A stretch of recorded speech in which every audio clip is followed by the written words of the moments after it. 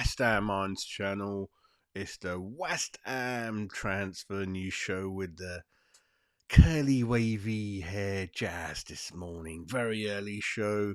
Not really breaking news, everyone, but I didn't have time to do a video yesterday evening, so just clarifying, just confirming that apparently yesterday was a very, very productive day for West Ham at last in the transfer market. A deal has been agreed with Leeds United for their number 10, their all action, tricky dicky, goal scoring, few assists here and there, exciting young number 10, left winger, the left winger we've been searching for a while, especially since, Ben Rama's gone and Cornet's career's been kind of a little bit up and down. It's kind of, it's the Dutch under 21 player, Crescencio Summerville. So 25 million deal plus add-ons has been agreed. So you're probably looking at around 30 million and 30 million plus. They initially were looking for 40 million at the start of the window, but I think they sold it. Was it Archie Gray for about 40 million to Spurs, their fullbacks? So we've agreed a fee of about 25 million plus add-ons. That means we won't be progressing with any more interest in Arsenal's Reece Nelson, who I didn't really want to go for. I thought he's one of those players like Nketiah that's kind of nowhere near good enough for Arsenal. And then, they're going around trying to flog these players off for 20, 30 million when they're not worth it, really. So Reece Nelson wasn't anyone I wanted to start buying. Arsenal's rubbish, isn't it? No, thank you. You keep it yourselves, mate. And terms have been agreed very swiftly with the player. It's going to be around a 5-year deal. Medical is set for today, so things have gone very, very fast. So fast that he could even be involved in West Ham's next sort of friendly match, really. And I think with this signing, I mean, I'll talk about the one or two other things going on, but with him coming in, and then hopefully Wan-Bissaka coming in, we'll kind of touch upon that a bit kind of later on, really. But with him coming in, and then Falker, we'll talk about him as well. So I think with one more fullback coming in, which looks like Wan-Bissaka, the right side. Hopefully Summerville completes everything next couple of days. That's our left winger done. And then one more striker coming in. Looks like the German boy. We'll talk about that shortly as well. I think that could be it, really. So I'll go into all the numbers. I was just looking at, if they come in, how much have we spent? Net spend, what is it? What's left to do? What could be done? How's the squad looking? So we'll quickly go through that, really. But with this signing, Summerville, I was looking at a lot of the Leeds United YouTube channels yesterday, and they kind of like him. He was their player of the year. I was looking at sort of how he sets up. So if you look at Leeds United sort of around the playoff semi-finals, playoff final sort of time, really, I mean, they were drawn against Norwich in the semi-finals. The Norwich Leeds leg at Carrow Road was 0-0, but Allen Road, Leeds smashed Norwich in the playoff semi-finals 4-0. He was man of the match. He got a rating of 9.1. He scored a goal, and looks like Leeds, certainly in those important games, were set up same as West Ham, 4-2-3-1. It's kind of the formation, the flavour of the times, really. And hopefully we're signing him to play in exactly in the same position, exactly in the same way. And it all makes sense, right? He fits into that J-Lo model. He's kind of young. He's going to be sort of 21, 22, isn't he? Just to be precise. I think if we look at sort of transfer market, he's going to be 23 in October. Left winger. He's a right-footed left winger, everyone. So it's just what it is. And then, so West Ham have got sort of, actually not only West Ham, well, Leeds, isn't it? So they got right-footed left winger. And then sometimes we've got left-footed right wingers. Maybe it's another new phenomenon where they do like to cut in, they do like to swerve the crosses in, rather than go down the byline and then cross it with your left foot like we used to years ago. It looks like the modern wingers are kind of bow-footed, and they like to cut in and use their non-foot right foot, so to speak. Really, 8 caps at under 21 for Holland, 2 goals. If we look at his career, largely last season, Championship, 43 games, so no injuries, 19 goals, 9 assists, and he's a natural. He's come alive last season, to be fair. The year before that in the Premier League, 28 games, 4 goals, 2 assists. And then before that, 13 games, 6 goals, 1 assist. Again, that was kind of in the Championship back then, really. And then before that, if we look at all the transfers he's been involved in, before we go into that, the transfer market values him at 20 million euros, and this website's quite kind of precise, not that far off. So we're just paying a bit more for him, really. Yeah, Feyenoord under 19, under 70s, and then Leeds kind of got him in literally for 1.5 million euros everyone in 2020. So that's a nice little profit for them. Like I said, he's their player of the year. And also, he's a penalty taker. He took many penalties. He didn't really miss many, if any. There's one where he just dinks it over the goalkeeper, full of confidence. Physicality, he's not muscular or anything like that, right? Which might worry some of you. He's a bit like Lanzini, but tiny bit bigger than him. I think maybe a bit taller, a bit more muscle, tiny bit more muscle on him. But he's quite petite. He is quite fast. He's all action. A very confident lad. Like I said, very good penalty taker. Very good finisher. A natural finisher, dare I say. So at West Ham, like the Ben Ramas, for example, we used to go up to the edge of the box and he would say, "Shoot, mate, Ben," and he wouldn't shoot. He didn't have the confidence, and we didn't have that killer touch a lot of the times the last couple of years. Yeah, with this guy, he doesn't think about shooting. He just goes in there and shoots. And some of the goals are from 20, 30 yards out, curlers, really good goals in there. But largely, yeah, he likes to receive the ball early, around the halfway line, go down the wing, and then cut in and cross it in, or kind of swerve it into the net. And yeah, lots of goals for a number 10. He was their number 10 player of the year. And yeah, I'm all right with this. I think it's a good signing. But what this kind of says to me, everyone, is that the John Duran saga is over. Really, there's no money. There's no way there's any money for the Duran deal now. So shame. I kind of wanted him. But then what that would have meant is that we would have bought in probably Nelson or a cheaper loan deal for the left winger side. Um, and then yeah, and then Wan-Bissaka would probably was going to go in, was going to kind of carry on, and that wasn't going to change anything. But with Duran coming in, yeah, we obviously would have gone for a cheaper alternative on the left wing side, really. So yeah, John Durandill's not going to go in. Absolutely shocked with the way. I don't want to have a go at Villa. It's their player. They value him, but really miffed and mystified what Villa's plans are for someone they value at 40 million. I know they've sold about 120 million worth of players, but they're looking at people like Felix. They're looking at Rafinha. So perhaps, and they lost a lot of players, like I said, and I thought the idea was they would have been happy with 32, 33 million. It bumps up their kitty to go out in the market again, but no, they don't want to know. And I can't see any other club coming in with a 40 million deal. Got an unhappy player on your hands. Too good for the bench. Very odd, everyone. Very odd. But again, keep an eye on that one, really. So that one is that one. If we move into very interesting developments for Nicholas Fulkrug. Yeah, Nicholas Fulkrug, German centre forward, played in the Euros, scored against Scotland. I think there's one other goal in there. He came in he plays for Dortmund.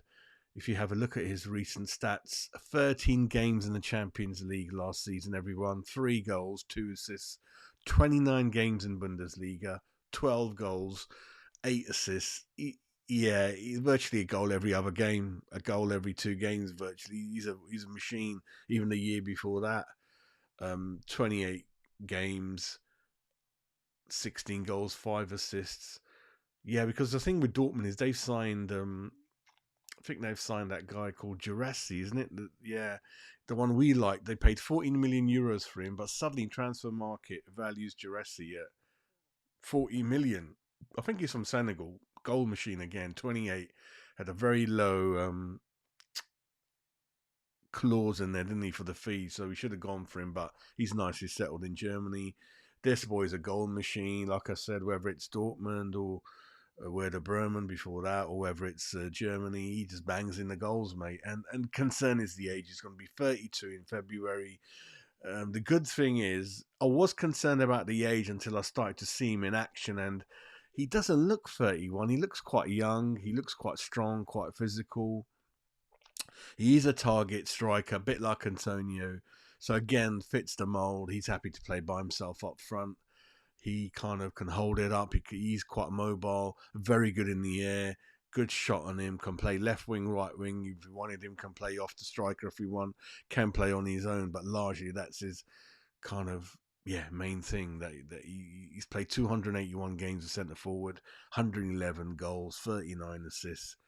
35 games a left winger, 12 games a right winger, few games a second striker. But yeah, it's the first time he's going to be outside of Germany if he moves. The fee due to the age and things like that, you're looking at 15 million. So again, largely we can see that the Duran money has been or will be spent on Summerville, and then a tiny bit left over for Fulkrug. So it looks like we're getting two players for the price of Duran, and obviously the Wan-Bissaka we'll go into in a minute. That's kind of ongoing as well. 21 caps for Germany, everyone.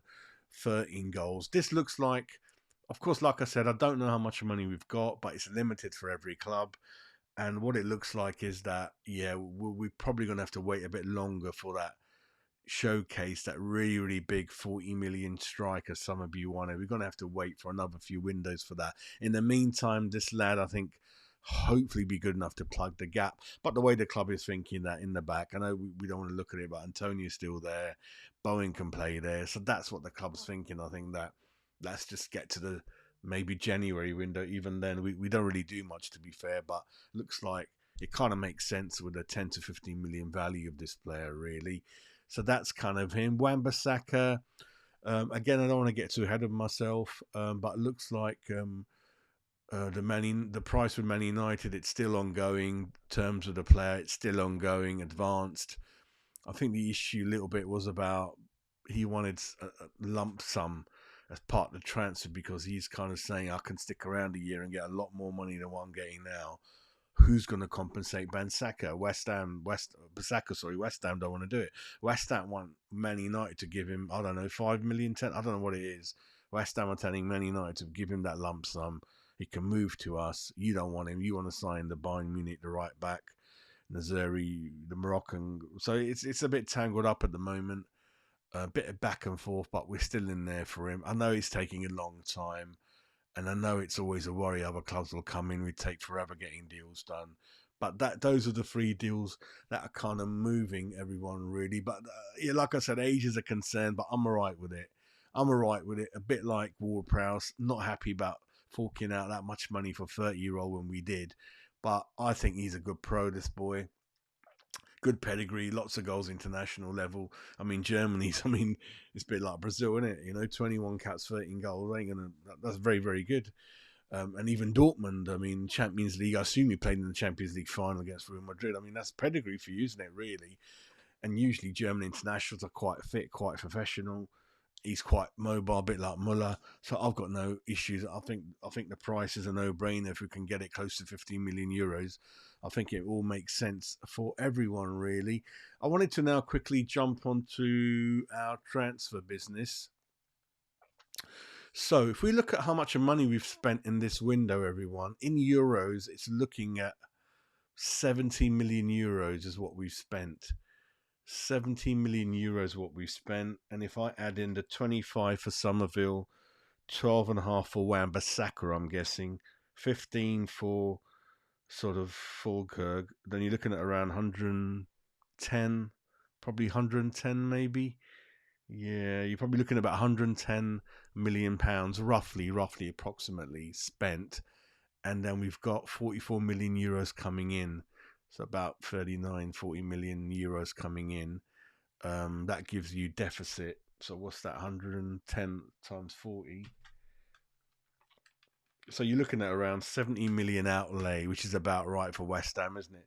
70 million, 75 million outlay, everyone, for West Ham in the window. If Wan-Bissaka comes in, Fulkrug comes in.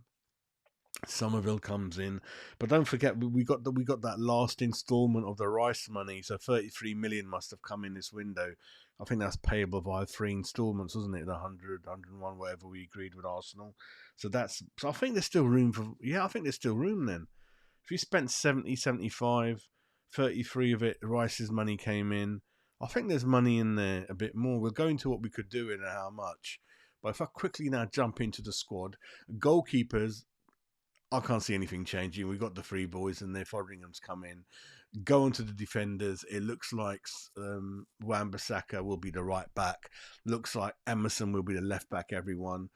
And looks like at each position, yeah, you don't agree with it, but we do have cover at left back and right back now. We got Kufal cover at right back, Krezi cover at left back, and that's it for me. Then I think with Wan-Bissaka coming in, Kuhlman obviously he's through the door. Zuma Agurd is an interesting one. If one of them goes, then we get another centre back in, right? I, I think we need one anyway. I think we need four. So at the moment, all we got is Zuma Agurd, Kilman. Actually, Mavrop for no. Actually, no. There's rumours even Mavropoulos might be going. I don't know yet, but yeah, I think I would rather. I want one more new guy in instead of Agurd or Zuma. Looks like instead of Zuma. I think they like what they've seen from Agurd. Whether he's happy to stay, I don't know. So it looks like I would like a new centre back in and exchange one of these. Zuma probably wouldn't make sense. I don't want to go too hard on Agurd. I mean, I know I've had such a go at him, just to see what happens. But I do have my doubts over him defending in the Premier League week in, week out, up against pace, up against movement from strikers. But we'll see what happens. We'll see what happens with that. So yeah, Wan-Bissaka comes in, then unless someone leaves, that's it for me, everyone. And we do have cover at left back, right back, like I explained. Midfielders, this is where I did tell you last year, I think it made sense. So now with Summerville imminent arrival, then 4-2-3-1, the three behind the striker, left wing is going to be Summerville, everyone, with Guilherme as the backup. I don't think Guilherme's anywhere near ready. Really didn't understand his signing. I hope he produces the goods. The good thing against Wolves was he didn't lose the ball. He didn't lose the ball, but what I didn't like was he wasn't really coming out and asking for the ball and trying to make things happen. He was kind of hiding. But it's only one game. I don't want to go too hard on him. So it looks like left winger is going to be a mixture of Cornet, Guilherme, or kind of Summerville. So you got three there. The middle of the three, I think, could be Kudos. The right winger, it'd be Bowen, but I'd still think you got Antonio on the bench. He can cover up front. He can cover those three. So you do have kind of cover there. The two CDMs, see, this is where I thought it would happen. I think Paquette and Alvarez are going to be the CDMs. I think Souček and Ward-Prowse are going to be on the bench. I don't really see them in that kind of system. So that could work. Andrew Irving, I don't know much about, but he's in there. He's part of the squad. So I think we've got reasonable cover there.